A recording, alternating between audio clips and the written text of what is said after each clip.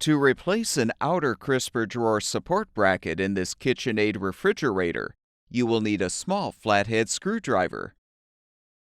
Pull the appropriate crisper drawer forward, then hold the side support brackets as you push the drawer back to fully detach.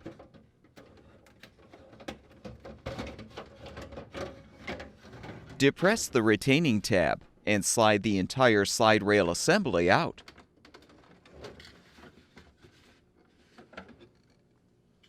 You can now use the small flathead screwdriver to help pull the bracket retaining tab away from the slide rail, then push the old bracket back to detach.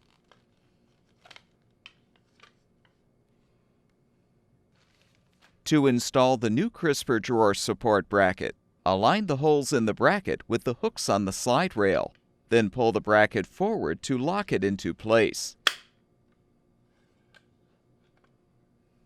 Align the slide rail assembly on the track and push straight back until it snaps into position.